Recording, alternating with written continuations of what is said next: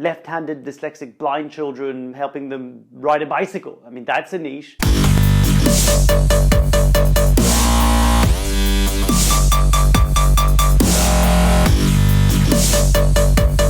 Hi and welcome back to the show. My name is Mark Leruste. Today I want to talk about what every single person that starts a business goes through, which are the ups and the downs.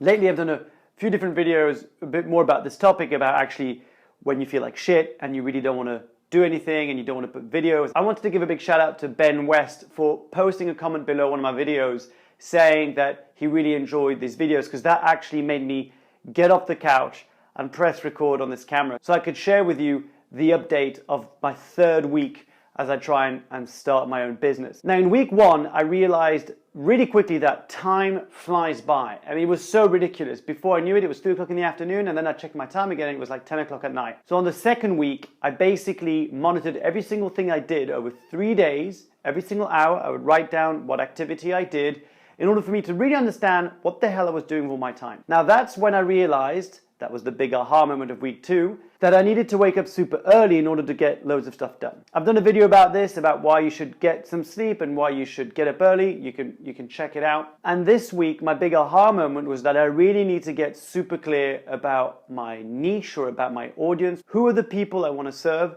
and what's their biggest problem, and how can I help them? That's something that I am now going to be working on over the next few weeks, or whatever time it takes me to get really clear. I think I've got a good idea about what I want to do and who I want to help, but it's just a question of fine-tuning. Now, one of the reasons why it's so important to have a niche, and I'm going to do a whole video about that later on, is that it really enables you to focus and laser on a specific audience or your tribe that you then become so engaged with that you know exactly what the problem is. You can be of immense service and value to them, and then it becomes a super easy, natural transaction where you can give some content and value and they can buy your services or products. And that's something for me that I'm going to be working on. Yesterday was a day where I ended up feeling really shitty. Today is a day where I feel a little bit more energetic. In fact, I went out and spent some time in nature. I can't recommend that enough. Make sure you get out of your house, get out of your office, get out of your working space, wherever you are, and go and spend some time in nature. When I say spend some time in nature, I don't just mean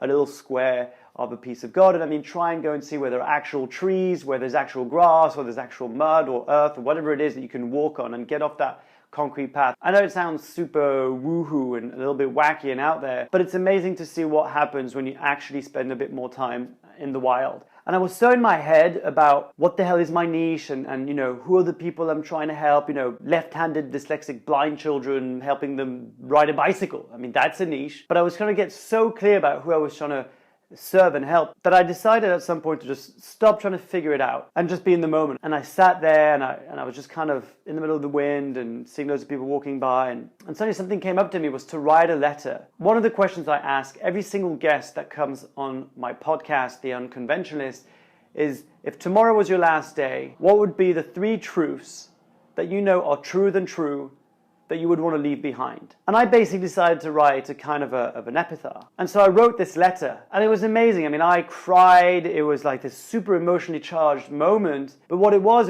all about seizing the moments, not being afraid to go after your big crazy dreams, and that you'll always have people who will doubt you and make you second guess yourself. And that ultimately life is way too short and we're all going to end up dead anyway, so you might as well look like a buffoon and go after your big crazy dream, no matter how crazy it sounds. And it was like a really emotional process. And I'm a big fan of crying. I know it sounds a little bit weird, maybe a little bit controversial, but crying is a way for your emotions to be felt and expressed. We live in a society where we're just so quick to suppress our emotions because you can't show them in a working environment, in a relationship. At least that's what we make up. And as a result, we've got all this stuff happening, and that's when I find that I feel like shit. I need to either exercise or have a good cry, or maybe I could try and have both. We could have maybe a crying sporting society. Maybe that's like the saddest idea I've ever had. Who knows? Bottom line, serving that specific community that I'm going to choose is going to make me feel so alive and bring me so much fire in my belly that I'll wake up every morning and be so eager to create content, videos or podcasts and so forth.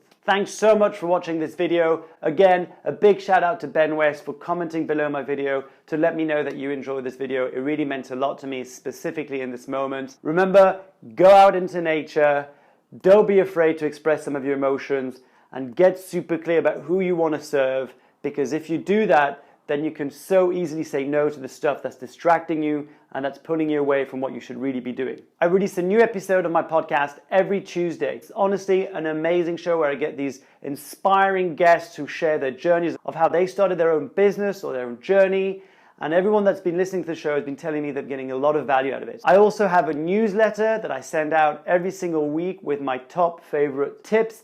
And I also share a lot of exclusive content that I don't share anywhere else, not on YouTube, not on Twitter, not on Instagram, nowhere else, not on my public blog, except from in my mailing list. So if you want to become a private member of my tribe, head over to my website, www.markleruste.com, and make sure to sign up at the top of the website. You'll even get access to every single keynote talk I've ever given that are only available to my amazing tribe members. All the links are below this video. Click on it now and get yourself some awesome. And until next time, remember, you've so got this.